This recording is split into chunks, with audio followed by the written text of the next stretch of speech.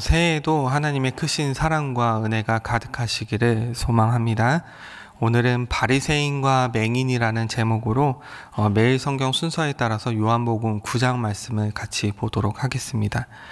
오늘 본문은 8절에 등장하는 이웃 사람들과 전에 그가 거린이었던 것을 보았던 증인들이 눈을 뜬 맹인을 데리고 바리새인에게 갔던 그 장면으로부터 시작이 됩니다. 그들은 그 기적의 완벽한 증인이었던 그 맹인을 보았으나, 그리고 그 맹인을 보고 놀랐으나 예수보다도 바리새인을 더욱더 따르는 사람들이었습니다. 그들은 바리새인을 통해서 예수가 거짓이고 속이고 있다라는 것을 증명해내고 싶었던 것 같습니다. 바리새인들에게 맹인이었던 자를 데려간 것을 본다면 유대교에서 그 바리새인들이 위치하고 있는 것, 그 자리 잡고 있는 것이 굉장히 높은 위치였음을 알 수 있습니다. 그들은 사람들에게 두루 인정받는 사람이었던 걸로 추정이 됩니다. 신약 성경에서 사두개파, 에센파, 바리새파 이렇게 등장을 하는데요. 사두개파는 종교 귀족이었습니다. 그래서 종교 귀족이어서 굉장히 높은 그 위치에 있었고 부자였습니다. 에센파는 반권력적인 성향을 가져서 무소유를 주장하며 산과 들로 나아가서 살았던 사람들입니다. 바리새인들은 중산층으로 낮에는 직업을 갖고 일을 하였으며 저녁에는 토라를 연구하며 마을 사람들에게 가르치고 살았습니다. 그렇기 때문에 일반적인 사람들한테 가장 많은 영향력을 끼쳤던 것은 바리새인들이었습니다. 그렇다면 사두개파, 에센파, 바리새인 이 사람들은 언제부터 등장하게 된 걸까요? 저희들은 신약을 시작하면서 정말 엉뚱하게 이 사람들이 등장하는 것을 볼 수 있습니다. 이 사람들은 말라기 이후에 등장하게 됩니다. 신구약 중간사 400년이라는 시간 안에서 이 사람들이 등장을 하는데 바리새파의 근원으로 볼 수 있는 것이 하시딤이라는 분파가 있습니다. 하시딤은 학계 스가랴가 두 번째 성전을 건축하였고 에스라 느헤미야 시대에 성벽을 완성했음에도 불구하고 아무 일이 일어나지 않는 이스라엘 사람들이 실망하였습니다. 그래서 그 이스라엘 사람들이 다시 나태한 신앙생활을 하게 된 것입니다. 그 사람들에게 바른 교훈을 하던 사람들이 하시딤입니다. 이 하시딤은 아무도 넘지 못할 높은 율법의 장벽을 칩니다. 그래서 사람들이 죄를 짓지 못하게 그 율법의 울타리를 쳐서 거기를 벗어나지 못하도록 죄를 방지하는 역할로 감당하게 되었습니다. 그러다 보니까 삶에 무리한 요구들이 생기게 되는 것입니다. 삶에 영향을 받은 사람들이 이것이 정말 성경적인 것인가, 하나님이 원하시는 것인가에 대한 반문을 갖게 됩니다. 이때 하시딤은 모세의 율법 외에 구전율법이라는 것이 있는데 이 구전율법이 자신들이 전하는 율법이다라고 하면서 거짓말을 하게 됩니다. 성경은 굉장히 모호한 하나님의 말씀이며 기록되지 않고 입에서 입으로 전해지는 그런 구전율법이 하나가 더 있다라고 설명을 하고 있습니다. 그것들이 자신들이 전달하는, 전파하는 그 말씀이라는 것입니다. 근데 이 전략은 굉장히 성공적으로 먹히게 됩니다. 잠언 30장 6절 말씀에 이렇게 기록되어져 있습니다. 너는 그의 말씀에 더하지 말라. 그가 너를 책망하시겠고 너는 거짓말하는 자가 될까 두려우니라. 말씀에 뭔가를 더하지 말라, 무엇인가를 보태지 말라라고 분명히 성경에서는 경고하고 있습니다. 그런데 이 하시딤은 자신들이 말하는 자신들이 생각하는 것을 옳다라고 증명하기 위해서 이것이 하나님 말씀이다라고 주장하게 된 것입니다. 우리는 주어진 말씀 외에 인정하지 않습니다. 당시의 사람들은 하시딤을 따랐었고 그 영향 아래에서 바리새인들이 생기게 됩니다. 시간은 흘러 구전율법은 훼손되어지게 마련입니다. 입에서 입으로 전해지는 그 율법 말씀이 온전히 전달되지는 않았습니다. 그래서 정확성도 떨어지게 되고 와전되어서 이 사람과 저 사람이 말하는 것들이 전부 다른 말로 전달이 되기까지도 했습니다.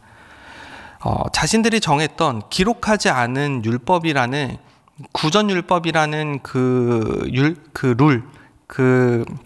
설정을 깨야 하는 시기가 오게 된 것입니다. 그들은 그 설정의 오류를 범하면서 기록을 남기게 되는데 그것을 미시나라고 합니다.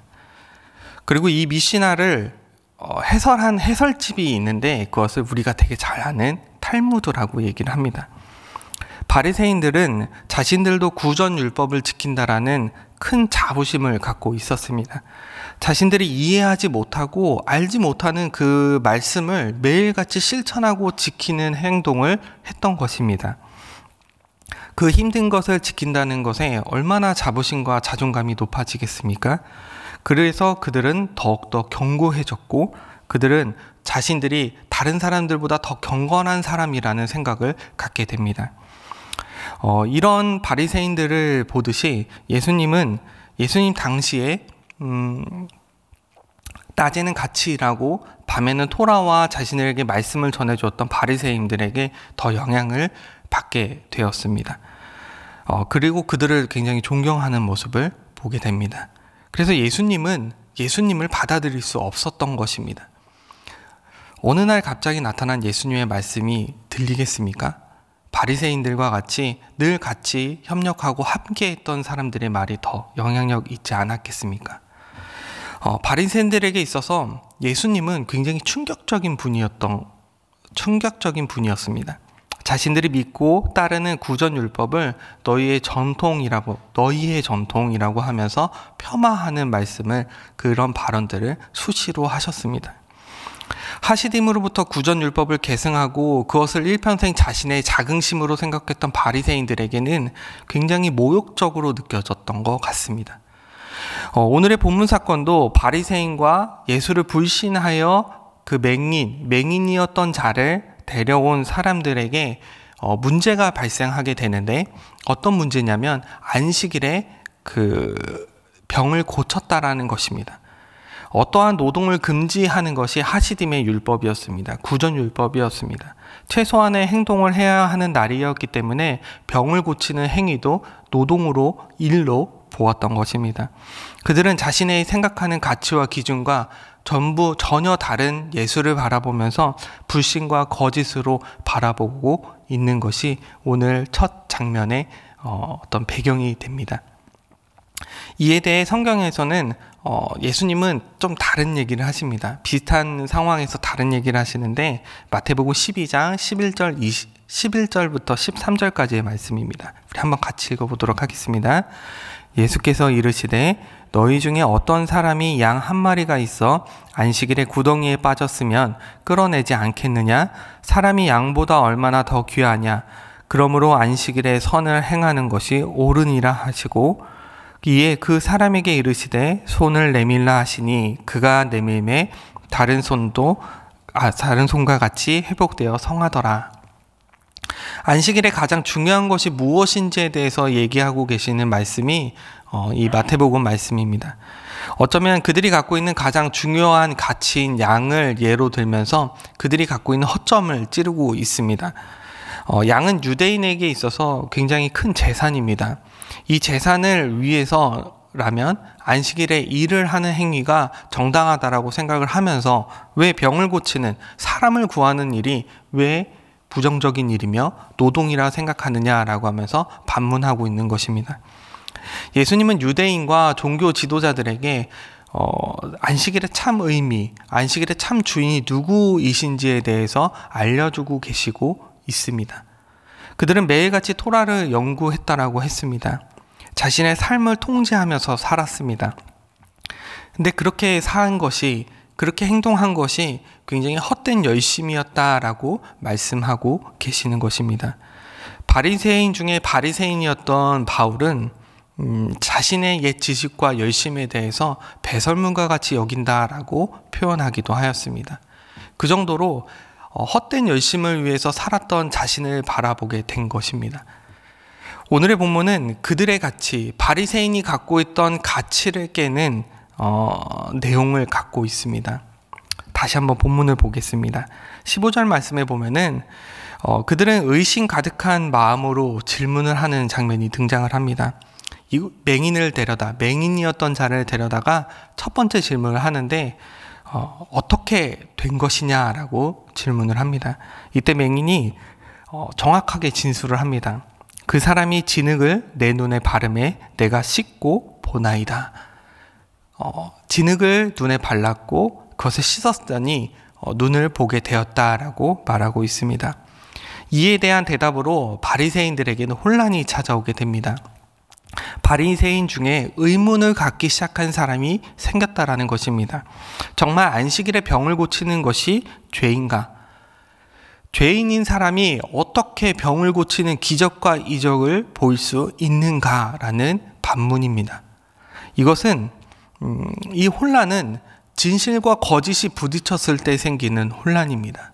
우리도 늘 우리가 알고 있던 진실, 우리가 알고 있던 생각과 부딪히는 하나님의 말씀이 들어올 때 혼란스럽지 않으십니까?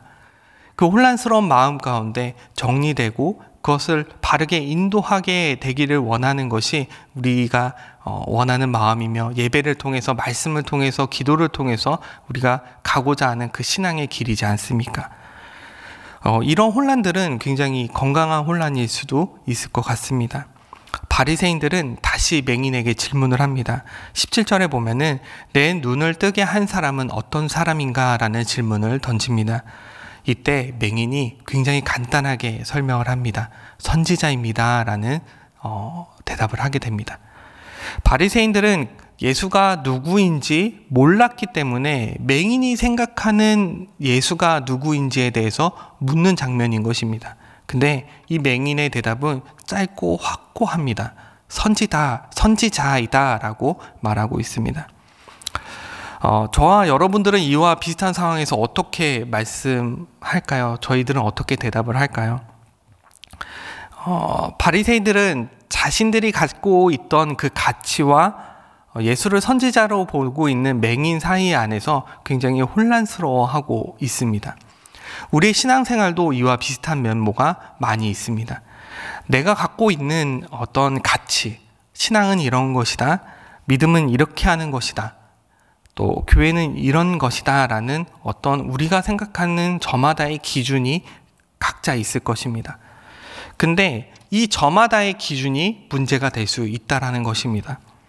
기준은 내가 세우는 것이 아니라 하나님의 말씀 안에서 세워져야 되기 때문에 저마다의 기준이 아니라 하나님의 기준 안에서 우리가 교회를 바라보고 신앙을 바라보고 믿음을 바라봐야 하는 것이 옳습니다.